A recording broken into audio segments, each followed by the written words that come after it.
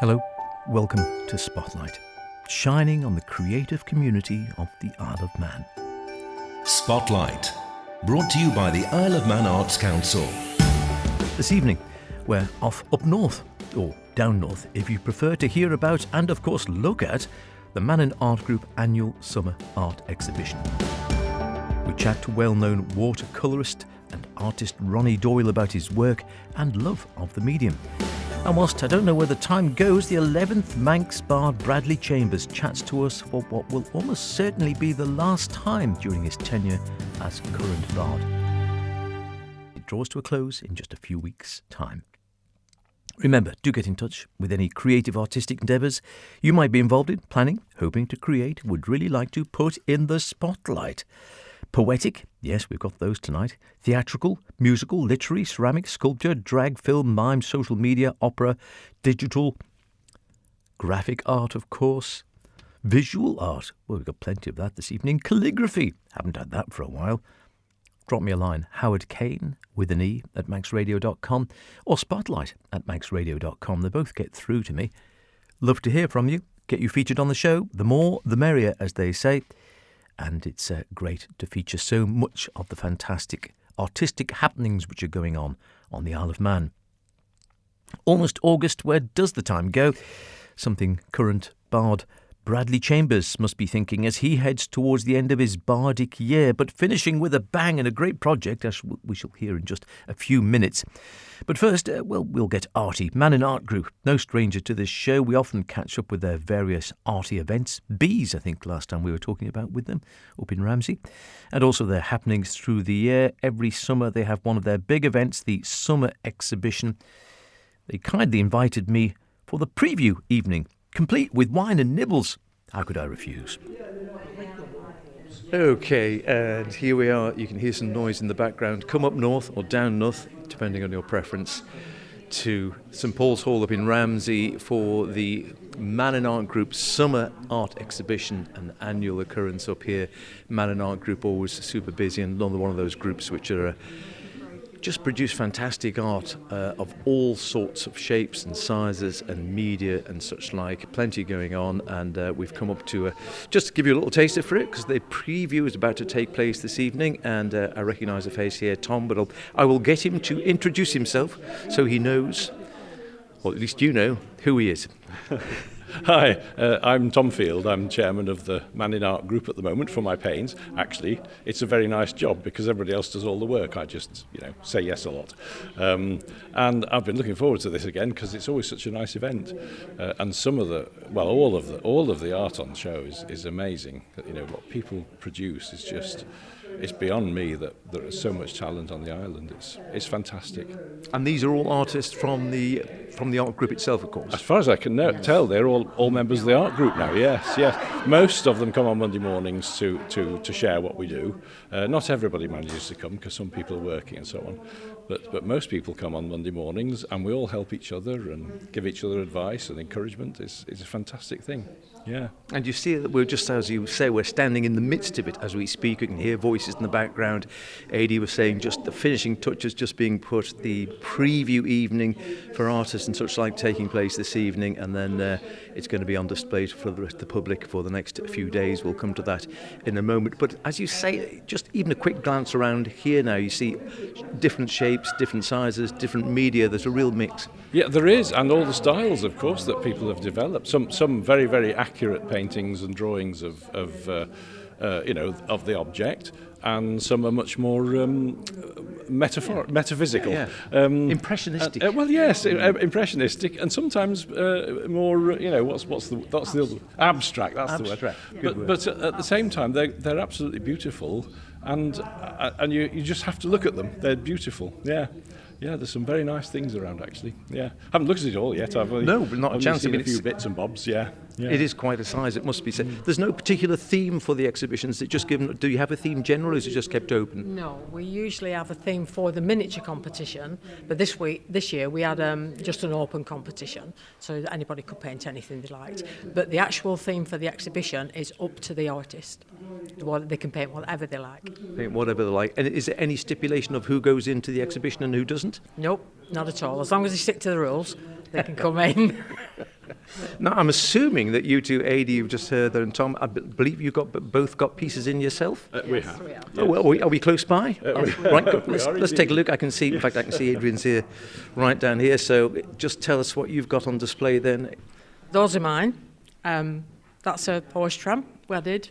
That's some steps that Kevin took a photograph in Italy when we were in Italy. I was going to say, is it Greece or Italy or something? Yeah, the Yeah. horse tram, obviously, I recognise. Yeah, that does look very Greek or Italian, or looks like a warmer climb than the Isle of Man generally. Definitely. That's a different view of Craignish that I did, and that one's a train pulling into Castletown. Fantastic. And what are these executed in? Are these? No, they're not watercolours. Yes, they're all They are watercolours. watercolours. And this one, we've decided to... This is very different. Spread out, yes. It's called an acrylic pour, and we thought we'd give it a shot. Yeah, I rather like that. Yeah. Well, it's like you were saying again, the other ones are clearly, as you say, sort of representational pieces. And the one in the middle is, well, it's if you know that sort of acrylic pattern you sometimes get, it's wonderful in golds and blacks and whites, and yeah, I'm really like that. It sort of, you stand back a bit, it almost looks like seaweed on a dark rock, doesn't it? Yes, but I called it Midnight Alchemy because I can see ghosts. Ah, I'm with you. Fantastic. And then right next door, we just shift down one board. Tom's got some work here as well. Are these pastels? No, these three are actually watercolours. Watercolor. And It's that actually one's say, yeah, acrylic, they're all yeah, watercolors there. yeah. Great. Yeah. And what's your, well, I can see the first one here. This is, again, it's almost like looking at from Douglas Head at Manx Radio on a beautiful summer's evening. It is. I actually paint best out of my head, and I made that one up. But then I like painting boats and seas and things. They always seem to come out all right with me.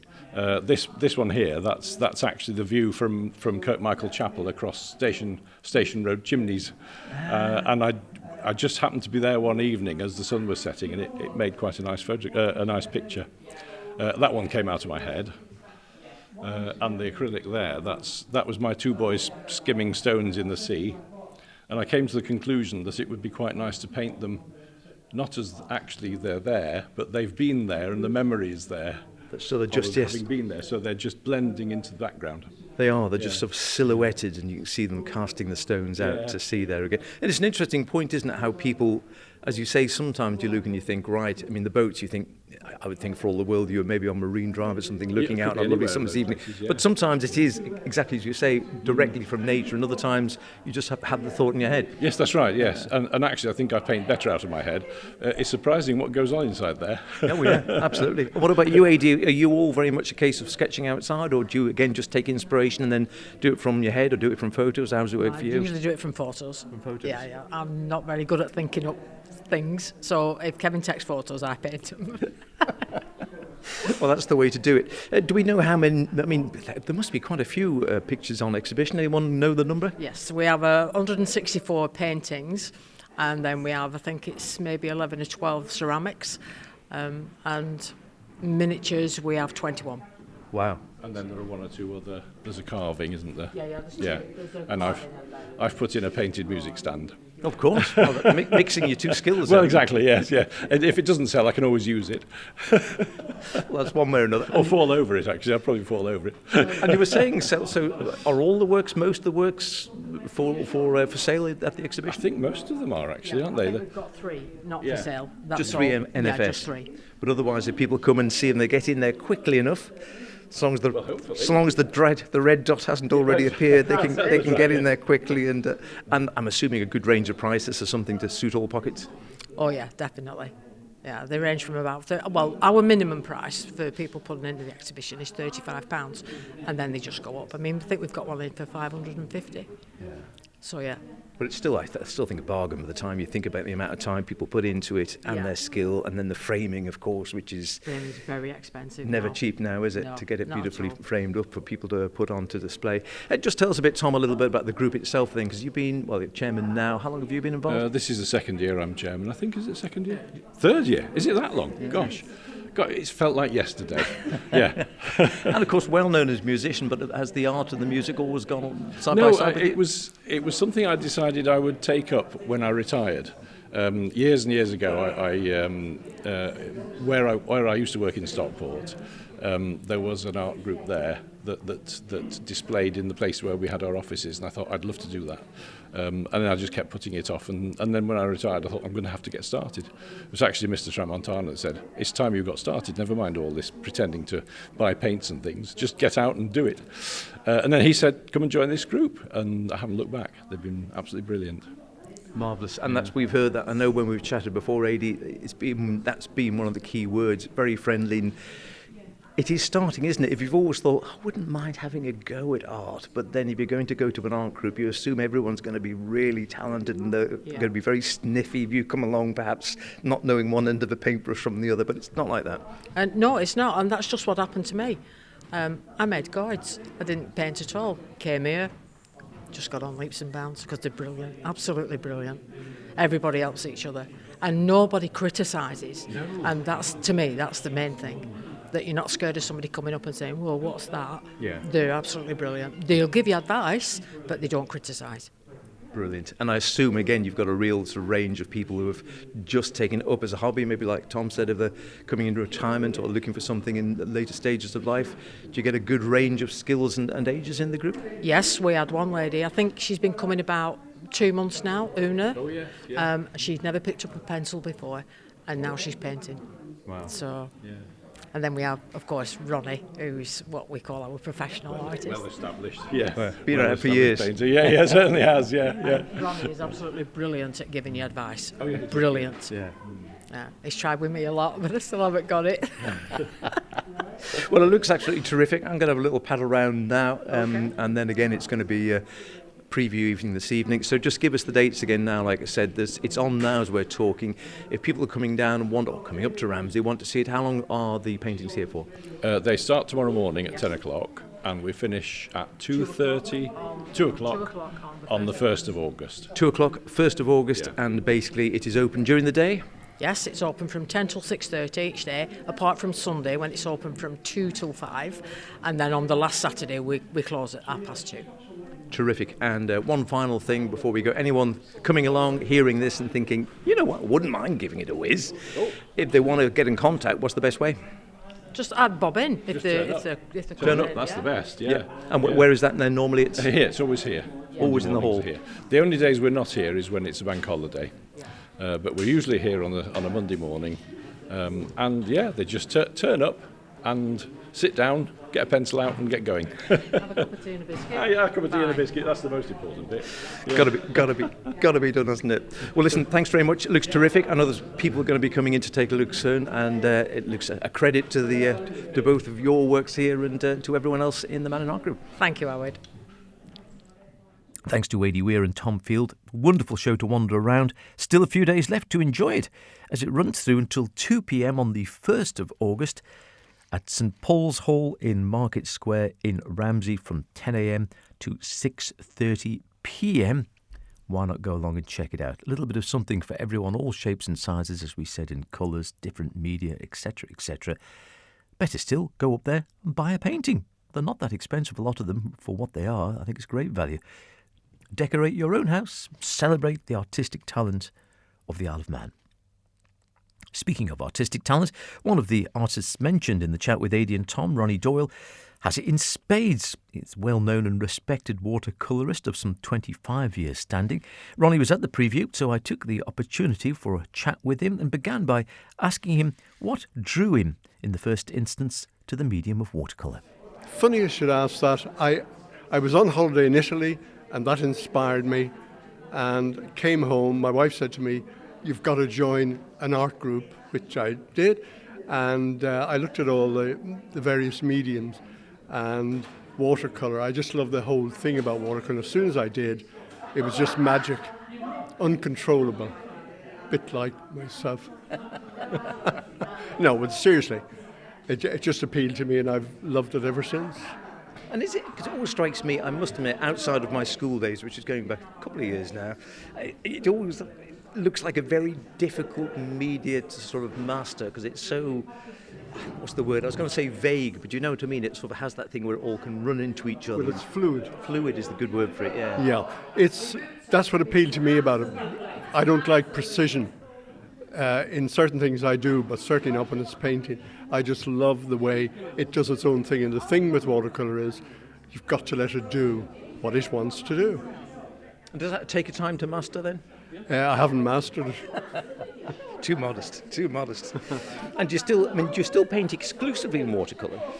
Yes, mainly in watercolour. I've got over to pen and wash in recent years, something I used to do years ago actually. And I love pen work. In fact, I was working this afternoon in my studio just doing pen, but exclusively really watercolour and pen and wash, that's it, and pencil. Pencil is my favourite, drawing. And we were saying before when we were just going around with Adi and Tom, and how do you find your inspiration? Is it something, are you inspired by nature? Is it something if you're out and about you see and you either commit to memory or do a sketch, or is it something that just purely you paint from what you see in your head? Inspiration is a devil of a thing, because if you try to orchestrate it, of course, it's like anything, it's never going to happen.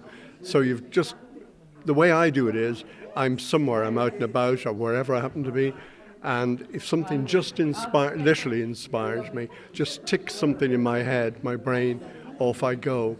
Some days I'm absolutely useless, I can't do a thing, but I love it. Yeah, exactly.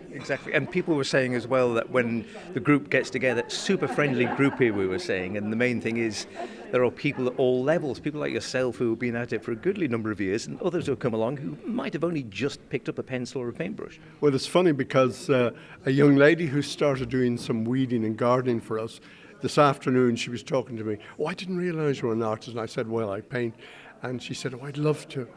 But I'm only a beginner, and I said, excellent, that's what we need, because we have a lovely mixture of people, beginners, absolute beginners, people who've never lifted a pencil and can't draw in their opinion. So it's a great mixture of talents,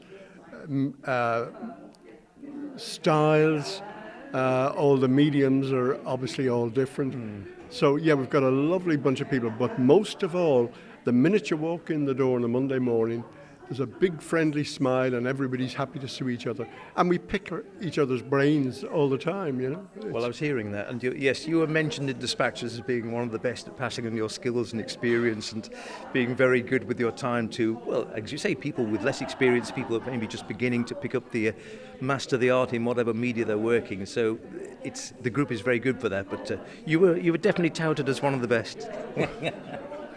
There's nothing I can say to that except that I love doing workshops, and I run art classes as well from time to time. But I love when we do workshops here and when people ask me questions, because don't forget, I've picked up the knowledge from lots of people. I mean, I remember one of the guys on the island I never knew sail, and I wish I had, even he was alive when we came here, but David Byrne took me aside at one of our exhibitions and spent half an hour telling me how to paint shadows. And I thought that was pretty decent because he wasn't known as somebody who would give his time easily. But I study lots of people. But I love what I do, and I hope it shows when I'm talking to other people. I'm very enthusiastic, obviously. Of course. And that's the main thing. I think it does show just in the way you're talking about it now. You still love your art as much as when you first picked up a paintbrush. Well, frankly, Howard, I love it even more. I'm fortunate now that I have a studio, so I can't wait to get out to the studio.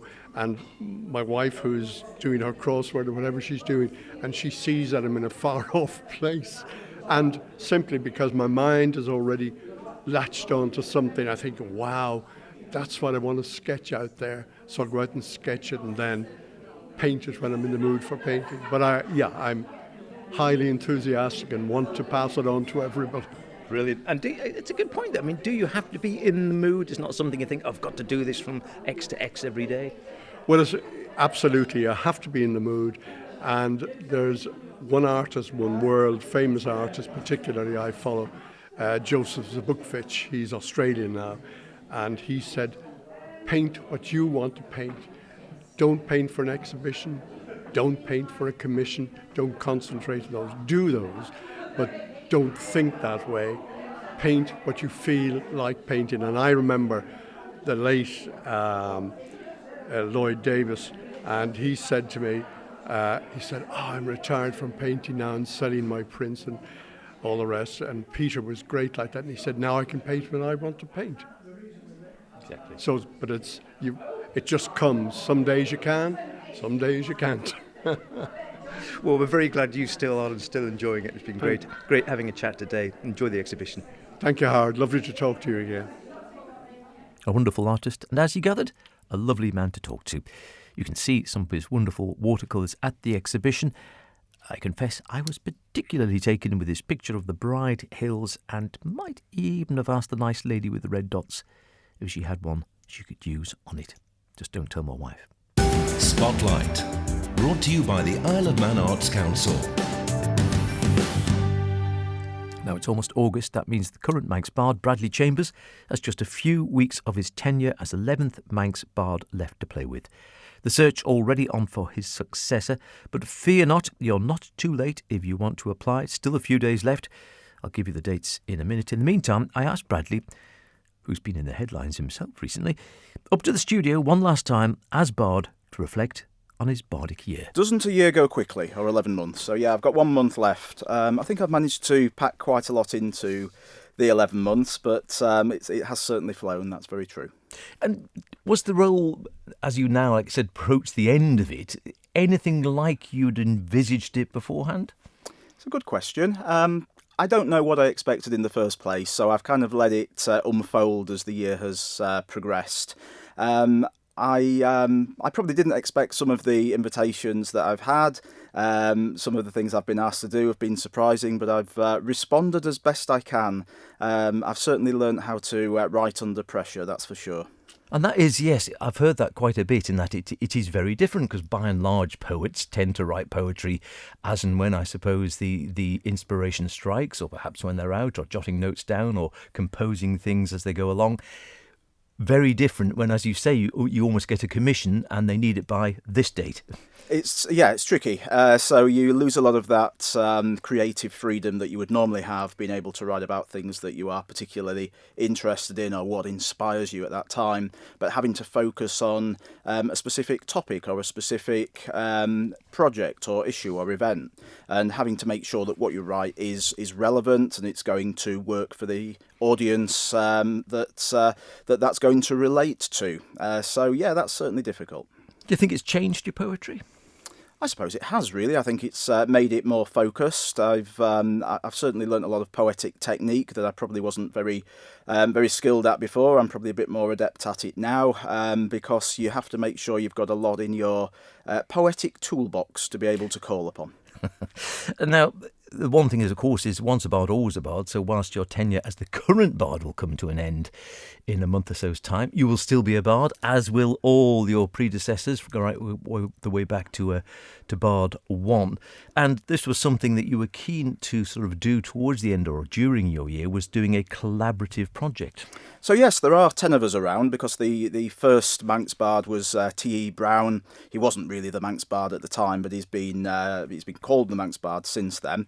But of course he's no longer with us, but the other 10 of us are all still around, and I think that's what this year has done. It's exposed me to meeting a lot of people I wouldn't have met otherwise, and I've been very much inspired by each of my predecessors. They've all brought something different to the role. I hope I have too. So I was keen to try and do something together, and we mustn't forget, of course, we're only talking about the Manx Bard. There's also the Manx Youth Bard. There is. And I wanted to make sure that this was not an exclusive project. It was trying to draw together all the Manx Bards and Manx Youth Bards to see if we could come up with a poem that everyone could contribute to. So how did this actually work? It was a case of trying to get hold of every single predecessor in the role, every single former Manx Bard and Youth Bard. And I mostly succeeded. I didn't get everyone, but you're never going to quite get everyone. But in the end, we got 15. Oh, that's pretty good. That's not a bad score, is it? I'm happy enough with that. So we've got 15 people, and I asked them to write something, be it long or short, around a specific topic. And the topic was summertime, which is pretty broad. They could do whatever they wanted with it, and of course they did. And they gave me poems or excerpts of poems that I was able to incorporate into a single piece of work.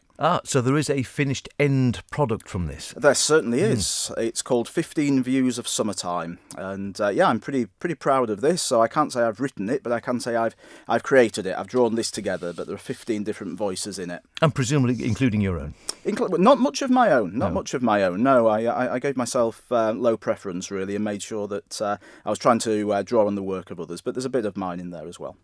And we will keep you in suspenders, as they say, for a while longer. We'll hear that poem, 15 Views of Summertime, that collaborative poem, next week. It's well worth the wait. Great to hear from Bradley as ever. Those dates, as I say, if you want to be the next bard, closing date, Friday, the 7th of August. And then auditions and interviews will be on Saturday, the 29th of August, with the inauguration taking place the next day, Sunday, the 30th, at Moorhouse Farm in Colby. A wonderful event that is as well. It could be you, as they say. And all the details on the Manx Bard Facebook page. Don't forget, of course, in Cluniac, the gathering is continuing until the weekend. Thursday, tomorrow, 11 a.m, the House of Mannin, the Peel pop-up Celtic Manx conversation. At 12 to 2, the House of Mannin Peel displays and Manx song workshops. 1 to 2 p.m, the Noah Bakehouse, Market Hall in Douglas, Scottish and Orcadian food and folk session.